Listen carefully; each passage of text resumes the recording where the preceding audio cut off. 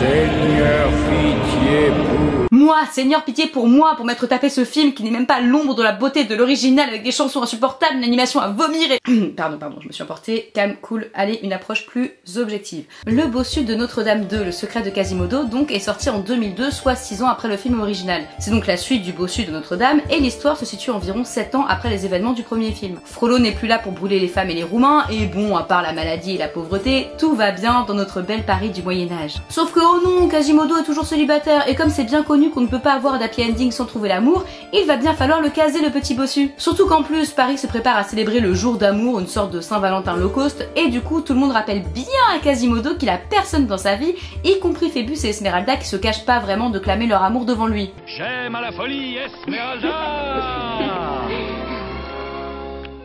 Mais heureusement, un cirque arrive en ville et avec lui la belle Madeleine.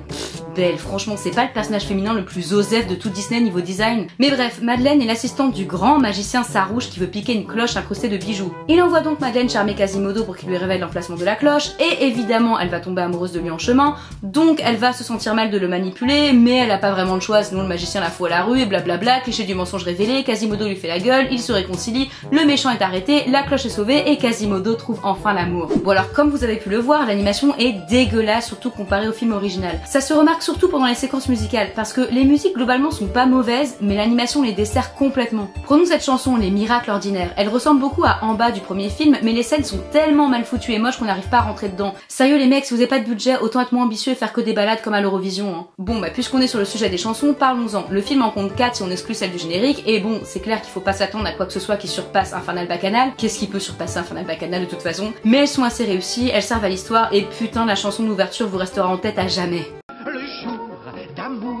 Ta chanson est dans l'air. Quelle prière vas-tu satisfaire? Quelle promesse vas-tu faire? Quand la fidèle haut dans le ciel carillonne de joie, les cœurs s'emballent au festival, le jour d'amour est là. La seule chanson que je trouve vraiment insupportable, c'est Toi et moi que chantent Quasimodo et Zéphyr, le fils de Phébus et Esmeralda. Bon, de toute façon, ce gamin, comme 83% des gamins de ses suites, est insupportable. Il sait rien dire sans lâcher un Yahoo ou un Youpi, waouh! Mais sérieux, t'es qui, Mario?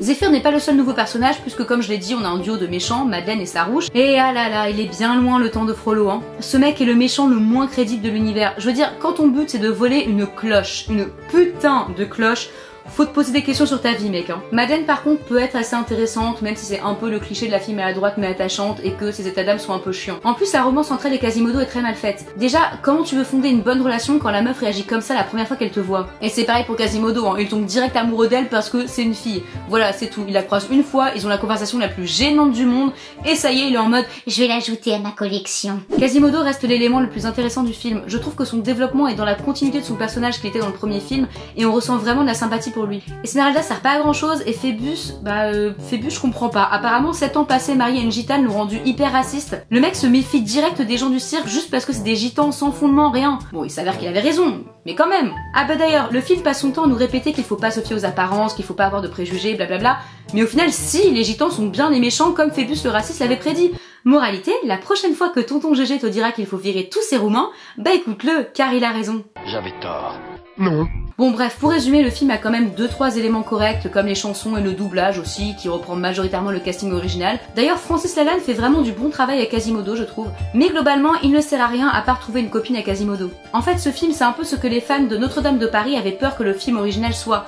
Aucun respect pour les personnages ou le livre, que du niais et une fin bien trop heureuse. Et puis il y a des petits détails qui rendent ce film vraiment stupide, comme le fait que l'élément central est une cloche avec des pierres précieuses à l'intérieur. Ils savent comment ça marche une cloche? Ou même le titre du film, Le secret de Quasimodo. Ok, alors il n'y a pas un seul moment dans le film où Quasimodo cache quelque chose. À moins qu'il parle de sa relation ambiguë avec le gamin. Je resterai toujours près de toi. Je rigole. Bref, pas forcément la pire suite, ça se regarde, mais sûrement celle qui s'éloigne le plus de ce qui faisait du film original un tel chef-d'œuvre.